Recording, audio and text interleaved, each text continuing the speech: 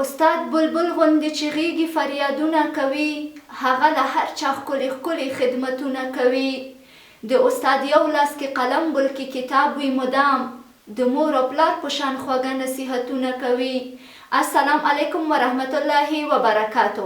ګرانه لیدونکو او اوریدونکو، تاسو ته د معلم برنامه 11مه ګردي میز ته د معلم یوټیوب چینل ته ښه راغلاست وایم. زه ډاکټر یاسمین معصومي ستاسو د فزیک مضمون استاد یم. دغه زموږ ګردي میز د هغه زده کوونکو د کومنټونو د ځواب لپاره نیول شوي دي چې هغه موږ ته کومنټ ایښی ده او موږ ویډیوګانې او جلسې تعقیبوي، او کله چې هغوی ته پوښتنه پیدا کیږي موږ سره د کومنټ آپشن له لارې شریکوي. راځئ ګرانه لیدونکو او اوریدونکو چې لاړ شو خپله کومنټونه وګورو، څه کوم ګرانه زده کوونکو موږ ته کومنټ ایښی ده او هغوی ته کومه سوالونه پیدا شوي دي او موږ سره یې مطرح کړی ده. ګرانه لیدونکو او اوریدونکو، راځئ چې لاړ شو خپل د فزیک مضمون کومنټونه وګورو چې کومه ګرانه زده کوونکو موږ ته کومنټ ایښی ده او کوم پوښتنه دوی ته پیدا شوي دي. یو ګرانه زده کوونکو کومنټ ایښی ده: خدمتونه مو د قدر وړ دي، ستاسو د لا زیاتو بریالیتوبونو په هیله. مننه کومه ګرانې چې موږ ویډیوګانې تاسو ګوري او تاسو ته ګټوره تمام شوي دي.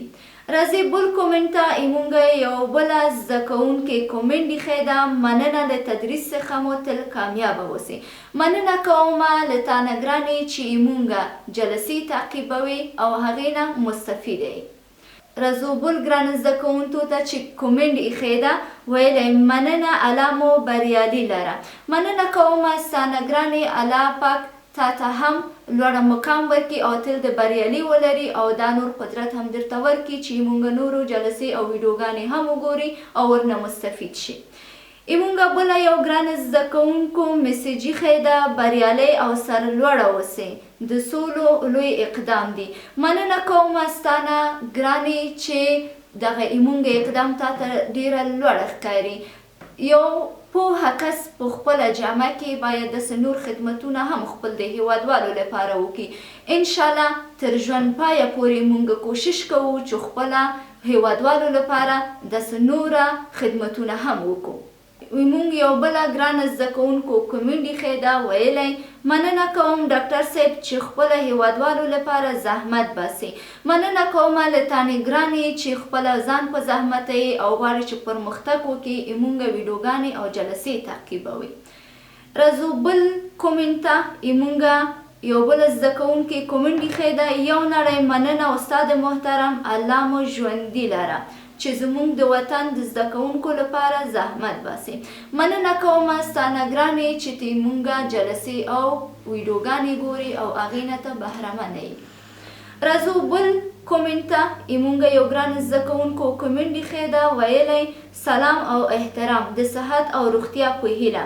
مو ډیره زیاته مننه کوم ډاکټر صاحب محترم، د لا بریا او پرمختګ په هیله مو لا هم وځلیږي.